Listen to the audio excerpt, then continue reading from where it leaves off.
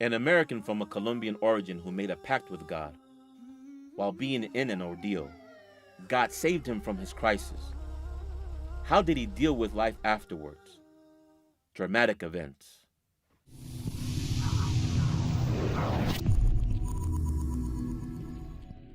أن تخرج من ضيق الظلماء إلى النور، أن تولد ثانية والماضي مغفور،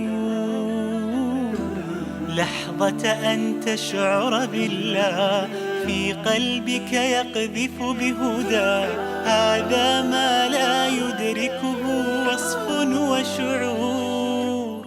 يا الله إني ناديتك وسعيت، إني استهديتك فهديت، بالقرآن أنرت طريقي. يا الله يا الله. My name is Jaime Mujahid Fletcher. I'm originally from Colombia. I grew up in the city of Houston, Texas since the age of 8. I accepted Islam 3 months before September 11th. I am married, have 3 children. كيف كانت فترة شبابك شيخ؟ Teenage years living here in America are some of the most difficult. Teenagers go through a lot. When I was 13 years old to about 15, so many changes happened in life.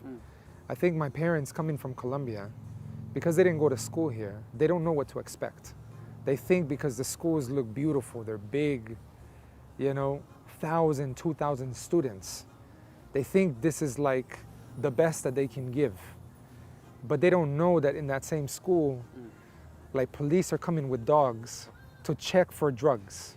Kind of like going to school was like a way of like survival. See if you can survive. And not only fights, but eventually there's other things that become even more difficult. So in those years, when you have so much pressure, alcohol, girls, these things become like solutions temporary. You think you're living, but you're really trying to survive, just trying to make it every day. وبسبب تلك الأحداث والمشاكل في فترة مراهقته بأمريكا، اضطر مجاهد للسفر إلى موطنه الأصلي كولومبيا، حيث بدأ يفكر أكثر في حياته وعبادته هناك، ولكنه لم يطل البقاء هناك، فعاد لأمريكا وعادت العادات السيئة معه. Unfortunately, at some point in time in my life, I was making money in ways that were not right. And in one incident, a life-changing incident for me, I was on my way to New York in a car with a Jamaican, he had dreadlocks, and another guy. And we were traveling, and I had in my bag, in that car, some merchandise that I was taking up to New York to sell for a lot of money. And I never thought that I would ever be caught by police. And this car was not my friend who was driving, it wasn't his car. It was a car of some girl. He took it without her permission. It had no insurance, no registration, and it smelled inside like drugs. And when we got pulled over by the police, we were also under the influence. We had smoked. And so when they went to look and search in the car, when they opened the back door, and I looked down at the floor and I was in front of the car. So when you feel you're hopeless, there's nobody who can help. Naturally, I called out to the one, God. And I said, God, if you get me out of this situation, I will change my life forever. And I was so sincere about that. And I felt like the police officer, he did what he did, then he came back. And he looked at me, he said, can you drive? And I said, yes. He gave me my ID and he said, go. I couldn't believe it, but I got in the car and I got behind the wheel and I felt like I made a promise to someone and something that I didn't understand. وهل التزمت بالوعد الذي قطعته مع الله سبحانه وتعالى خاصة بعد الحادث؟ Not really. I read the ayah, وَإِذَا غَشِيَّهُمْ مَوْجٌ. when I understood this ayah, هذه الآية في سورة لقمان 32 verse 32. نعم. الله سبحانه وتعالى يقول: وإذا غشيهم موج كالظلل دعوا الله مخلصين له الدين فلما نجاهم إلى البر فمنهم مقتصد وما يجحد بآياتنا إلا كل ختار كفور. ماذا حدث بعد ذلك؟ Subhanallah. When I read this verse, I was looking to see how I could keep my promise. Didn't keep my word. But eventually, I knew I had to be right with God, and it wasn't until I had a car accident. I hit the middle of the divider of the freeway and flipped over. And when we flipped over, we slid upside down in this car, and the sunroof was open. So when it flipped, the sunroof was under me, and I saw the sparks coming up, and everything's like slow motion. And I felt, this is it. We died. And that's when I knew I'm playing with my destiny.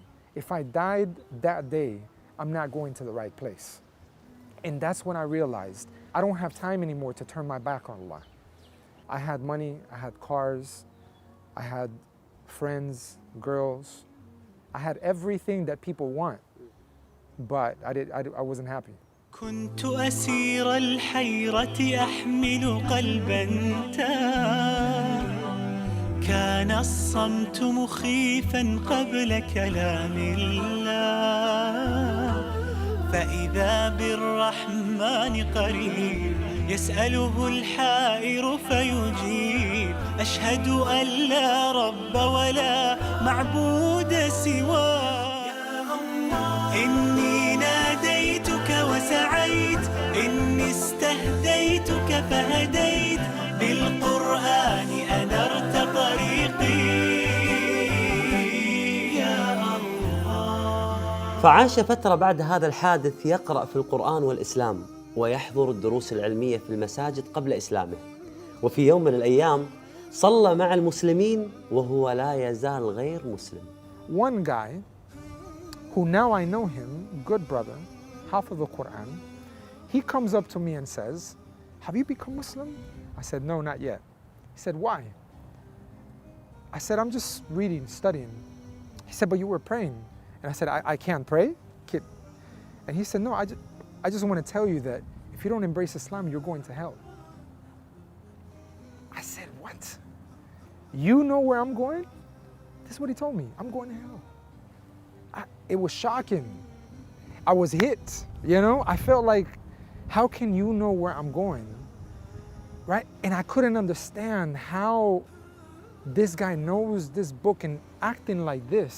So I was very confused. I left the masjid 6 months. I don't want to see another Muslim. I don't want to see anything. But I love the Quran.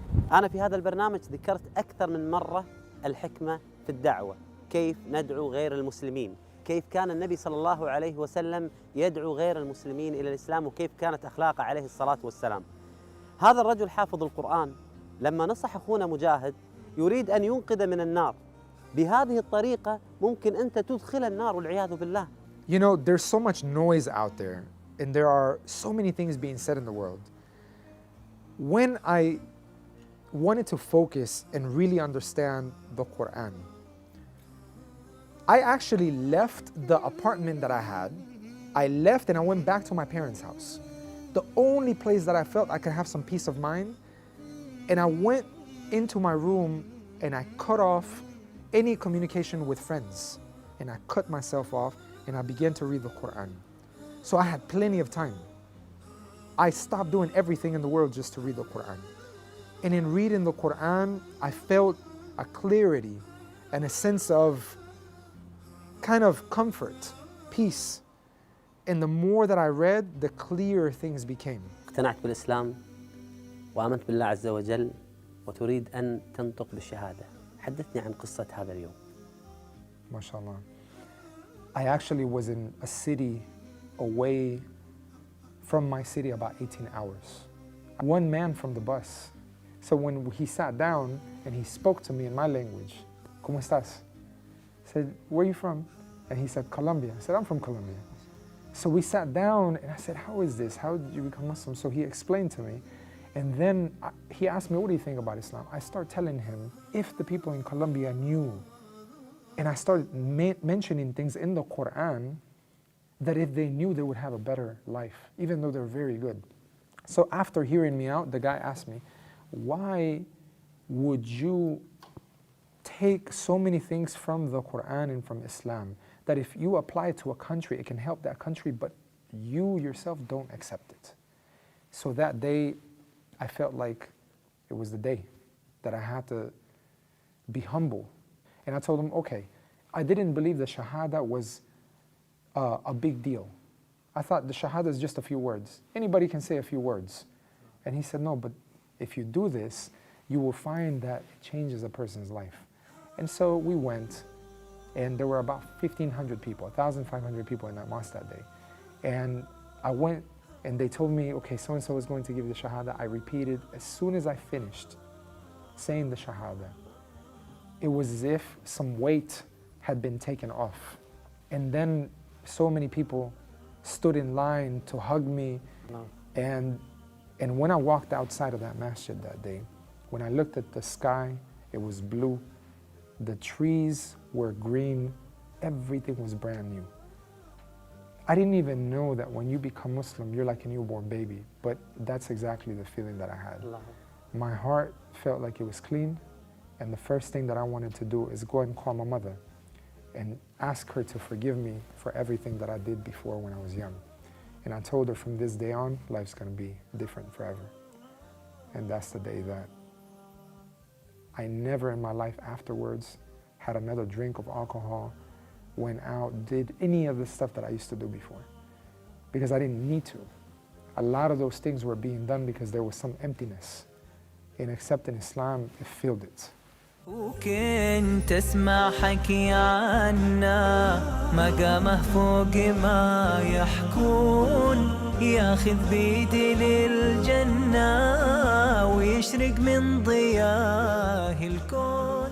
As soon as I accepted Islam, I came across a verse that said, وَمَا أَرْسَلْنَا مِن رَسُولٍ إِلَّا بِلِسَانِ قَوْمِهِ لِيُبَيِّنَ لَهُمْ وَيُضِلُّ اللَّهُ مَن يَشَاءُ وَيَهْدِي مَن يَشَاءُ وَهُوَ الْعَزِيزُ الْحَكِيمُ. That ayah was the way we began doing da'wah. My father became Muslim. My girlfriend, we got married. A lot of my friends became Muslim. شيخنا لماذا اتجهت إلى الدعوة بالأصل؟ Because every messenger came and spoke the language of their people. And the language is not only what is said, but the thaqafa, you know, the culture that is transmitted in the way that we understand the world. So the means of communication is what can make something very clear. حدثنا عن هذه الإصدارات الجميلة الدعوية. MashaAllah. This is the very first CD we ever made. When my father became Muslim, there was no material in Spanish. He said, if there's no material in audio, video, then you need to make it. He told me. I said, how am I going to make it? Nobody else made it. How me? No, then you have to make it.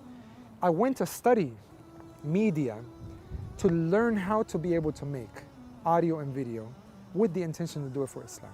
This was the very first CD that was produced, and we gave it to my wife's aunt who was suffering from cancer, and this is what eventually led to her accepting Islam, alhamdulillah.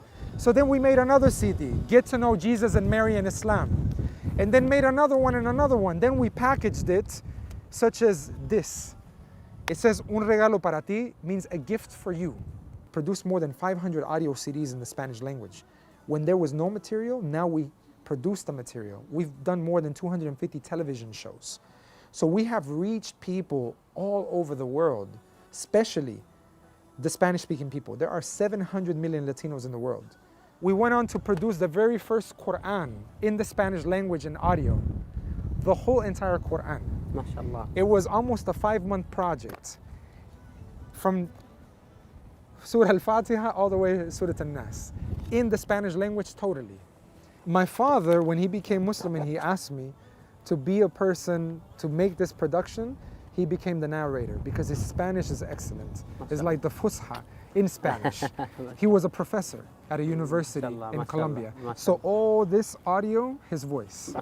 We just opened up the first Spanish-speaking Islamic center here in America under Islam and Spanish Centro Islamico. 15 people have embraced Islam already.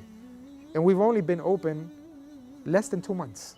Alhamdulillah, it's a ni'mah from Allah to be able to do this and to watch how Allah guides people after some information is shared. Alhamdulillah. ما شاء الله تبارك. هنيئا لك شيخ. لما أشوف قصة أخونا وحبيبنا مجاهد وحبه للدعوة وهمه الدعوي يذكرني بالصحابي الجليل أبو بكر الصديق رضي الله عنه وأرضاه عندما أسلم. تخيلوا في أول يوم إسلامه أسلم مع 7 من الصحابة، والعشرة المبشرين في الجنة 5 منهم سبب إسلامهم أبو بكر الصديق رضي الله عنه وأرضاه.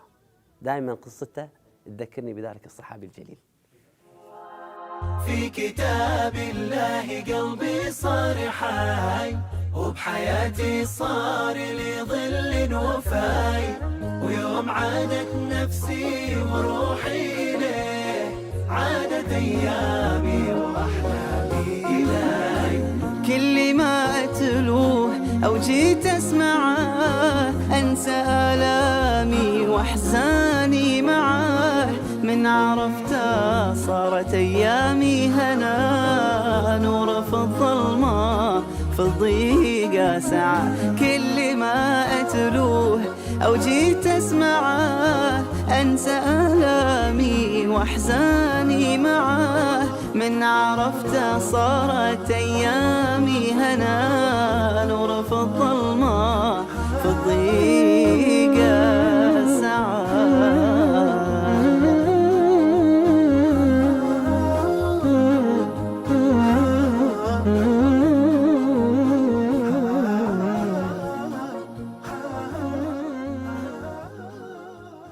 أدعوكم لترشيح أفضل المشاريع الدعوية في خدمة الإسلام من وجهة نظركم، سواء كان شخص أو موقع إلكتروني أو كتاب أو مركز دعوي. ما هو المشروع الذي تعتقد أنت أنه أفاد الإسلام وأقنع الكثير من غير المسلمين في دخول الإسلام؟ ما هو المشروع الذي أنت ترشحه ليتم تكريمه من قبل موقع نون الإلكتروني؟ أرسل ترشيحك الآن.